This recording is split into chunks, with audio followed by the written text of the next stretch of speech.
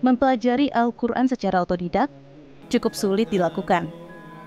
Dibutuhkan seorang guru, atau lebih tepatnya guru alif, atau guru ngaji, yang senantiasa mengajarkan Al-Quran tanpa pamrih.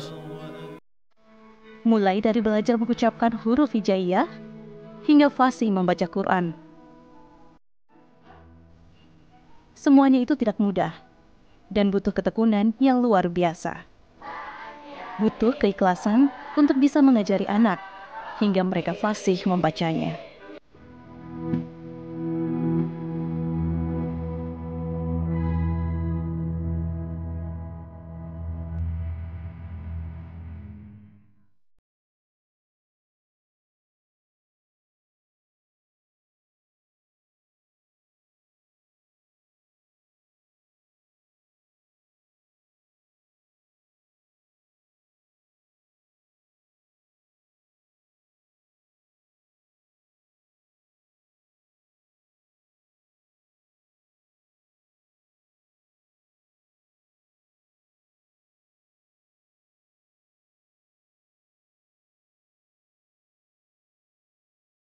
يا أيها النبي قل لمن في أيديكم من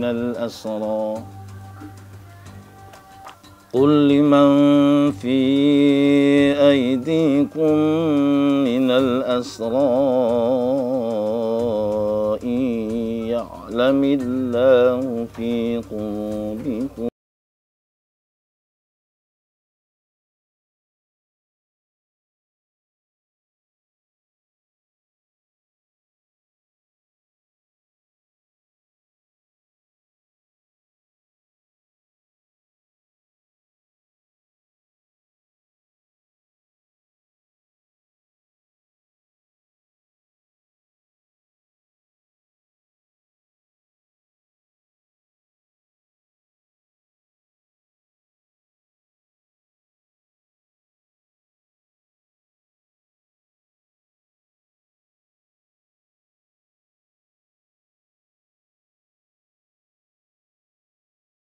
Metode Iqra. Metode ini disusun oleh Kiai Haji Asad Umam untuk mempermudah masyarakat dalam mempelajari baca Al-Quran. Oh, jadi untuk metode itu dari awal sebelum Iqra. Ada metode Iqra yang sekarang dipakai. Itu sebelumnya itu metodenya tidak, saya pakai metode Muqaddam. Ya, Muqaddam.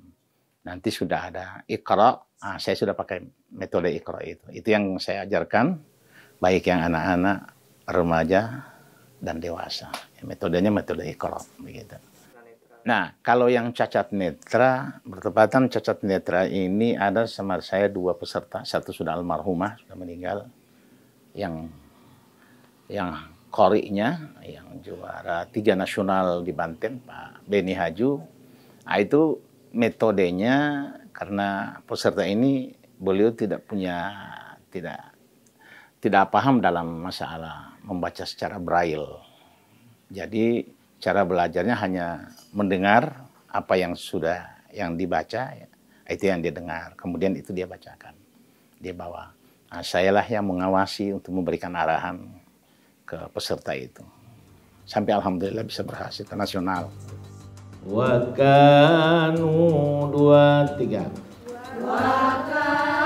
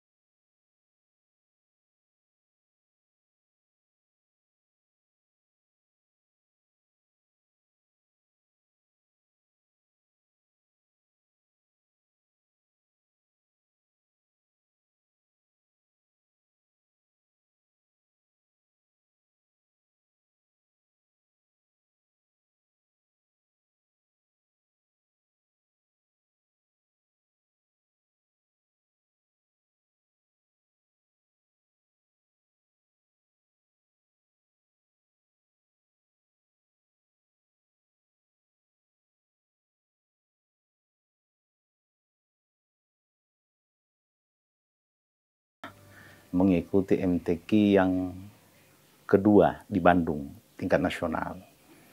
Saya belajar dari beliau, dari sejak umur 8 tahun. Jadi kurang lebih 2 tahun saya belajar itu,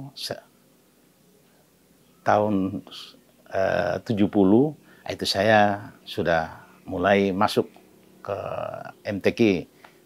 Dari awal itu tahun 70, dari kecamatan, langsung alhamdulillah tembus sampai ke nasional.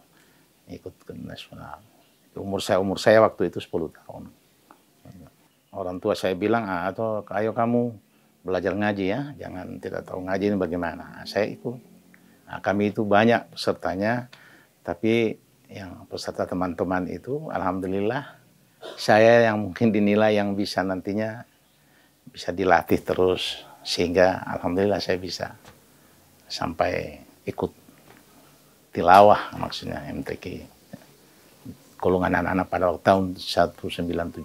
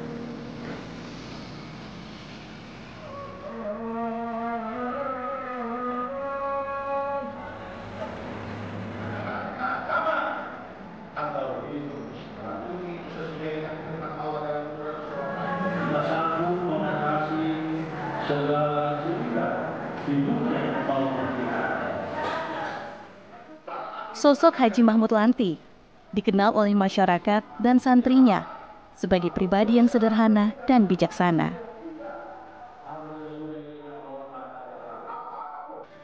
Kesehariannya tidak hanya dihabiskan di TPQ, namun juga pengabdian kepada masyarakat sebagai imam wilayah setempat. Baginya, menyampaikan kebaikan dan meneruskan ilmu yang dimiliki adalah tanggung jawab setiap manusia. Aktivitas saya ini itu dari sejak sore sampai malam, Pak. Kadang-kadang saya kan ada berapa rumah-rumah Al-Quran, pondok-pondok tahfiz Quran, itu ada berapa itu yang mohon bantuan saya untuk mengajar. Jadi itu kegiatan kan saya keseharian dalam untuk menyalurkan ini. Kemudian yang berikut, saya selaku imam wilayah, jadi saya dibutuhkan oleh masyarakat juga. Apalagi kalau ada yang kematian, kedukaan, apa semua itu kan saya, baik itu pesta-pesta perkawinan, itu kan wilayahnya dari imam. Sehingga kegiatan saya setiap hari itu kegiatan banyak yang ngundang saya, baca doa untuk kegiatan untuk kebiasaan yang ada, maksudnya yang dilaksanakan oleh para imam. Seperti itu. Ya, alhamdulillah. Karena saya tidak kemana-mana juga, karena wilayah yang saya tangani khusus imam wilayah itu hanya satu kelurahan. Jadi saya tidak kemana-mana. Jadi untuk kegiatan untuk anak-anak sama cucu, alhamdulillah tetap dengan anak. Kegiatannya maksudnya tetap dengan keluarga itu tetap ya, tanggung jawab saya.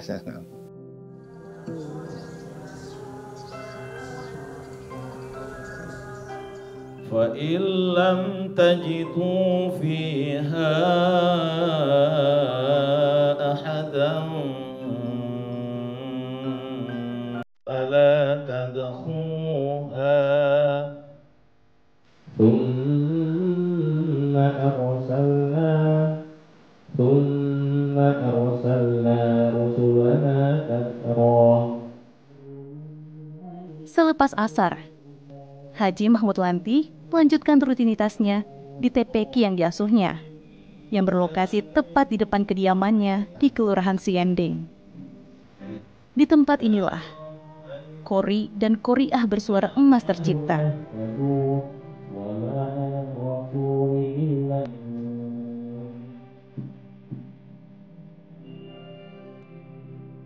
Terlihat dari beberapa penghargaan yang dipajang rapi di ruangan ini. Hasil dari kesabaran dan kerja keras Haji Mahmud Lanti beserta para santri. Menurutnya, hasil ini tidak lepas dari kehendak Allah Subhanahu wa Ta'ala dan dukungan dari keluarga serta pemerintah setempat. Ya, alhamdulillah sejak dari tahun 85 sampai sekarang. Saya hanya mengajak saja para masyarakat yang ingin belajar. Selama dari awal saya ngajar itu, saya tidak pernah membebani mereka. Untuk iurannya, pendaftarannya tidak ada. Cuma memang ada kotak amal karena kegiatannya malam, sehingga mereka ya sedekah untuk penerangannya itu listrik, Pak. Ya, jadi untuk beban itu per bulan saya tidak pernah itu. Alhamdulillah sampai sekarang jalan. Karena banyak juga pengalaman-pengalaman yang ada ini, TPQ itu tidak jalan karena gara-gara itu. Kalau saya alhamdulillah sampai sekarang sudah 38 tahun masih jalan sekarang. Dalam beberapa kesempatan, TPQ ini menjadi training center bagi para Qori dan Qoriah asal Gorontalo untuk mematangkan bacaan Al-Quran.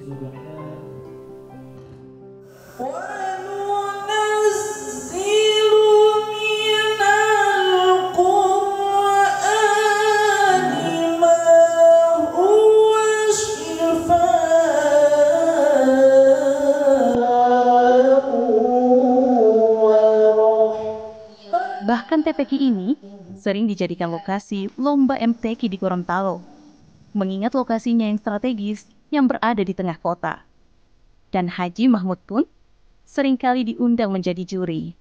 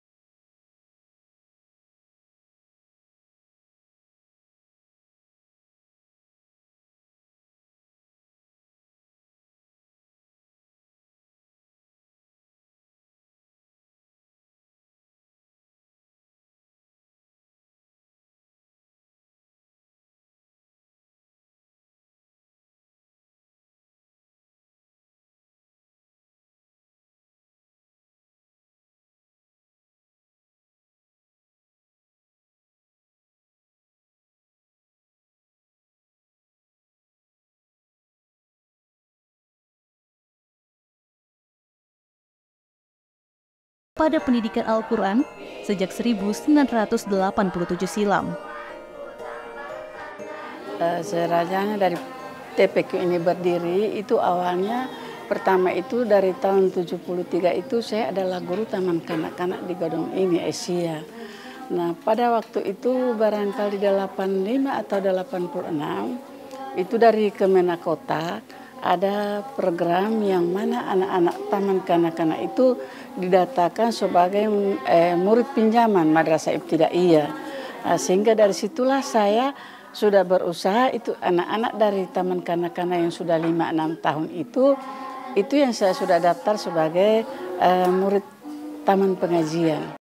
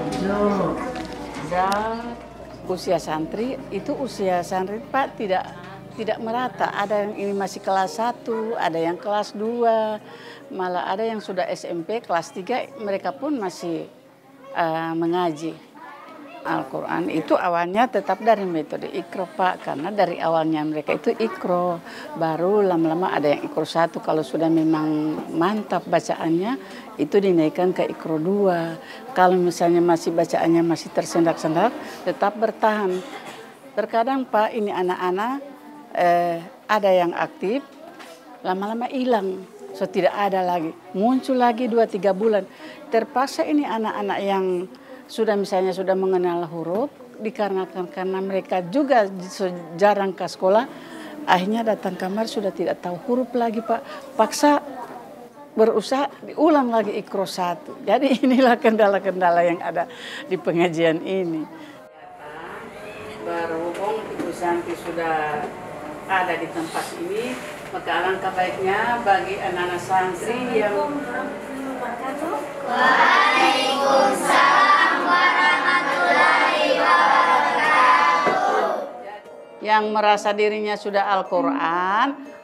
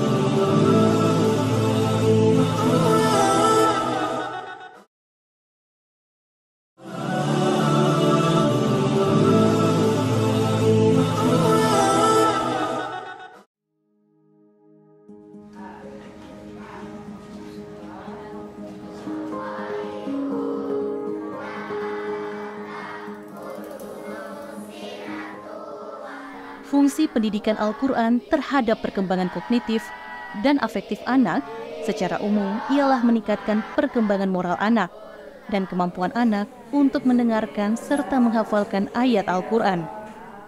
Sehingga secara tidak langsung, Hal tersebut akan mengembangkan daya ingat dan pemahamannya, serta meningkatkan daya pikirnya untuk mampu memecahkan suatu persoalan yang dihadapi.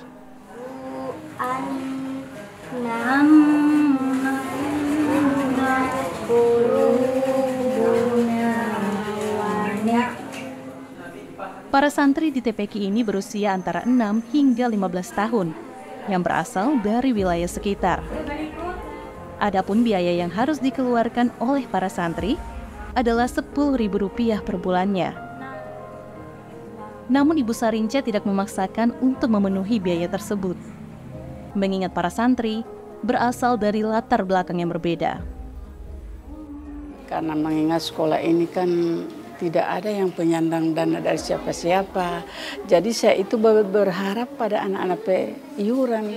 Iurannya itu berapa Pak sekarang? Nanti sekarang sudah 10.000, tahun-tahun kemarin itu dari 5.000. Nanti sekarang sudah dimintakan 10.000. Itu pun kasihan. Kalau ada Pak. Seperti itu. Anak-anak itu tidak boleh terlalu dituntut itu dengan pembayaran. Kalau misalnya akhir bulan saya bagikan mereka punya kartu iuran, terkadang ini yang tidak mau masuk lagi ngaji.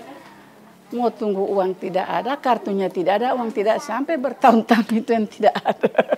Seperti itu yang pengalaman kami di pengajian ini Pak.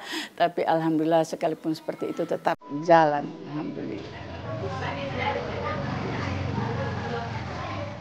TPQ Aisyah di Kelurahan Bugis menjadi saksi dari generasi ke generasi yang telah melahirkan pemimpin masa kini. Ratusan santri lahir dari TPQ ini. Sudah 3 dekade lebih, semua memori itu masih terawat indah di dinding TPQ. Tak terhitung lagi berapa banyak kenangan indah yang terangkai di gedung berukuran 8 x 10 meter ini. Sudah itu saya ini Pak sebetulnya kalau ingat sampai fisik sekarang itu tidak bisa Pak sama sekali. Saya ini 71. Jadi untuk saya jalan jauh apa itu saya tidak boleh. Cuma memang anak-anak saya sudah melarang saya, Mak, sudah berhenti Jo. Saya bilang, kenapa mau berhenti? Sepanjang Mama masih bisa melangkah, Mama tetap di sini. Kecuali kalau sudah di tempat tidur, saya kasih tahu anak-anak bagi. Mama ini tidak ada harta, tidak ada apa-apa. Jadi biar cuma lewat itu, ngaji itu saya cari amal. Seperti yang saya ada katakan Pak anak-anak.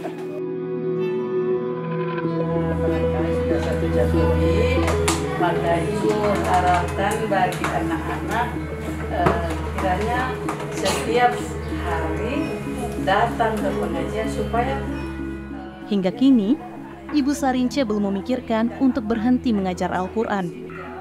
Dirinya akan terus bersama para santri, menjadi pelengkap dari puzzle masa depan anak bangsa.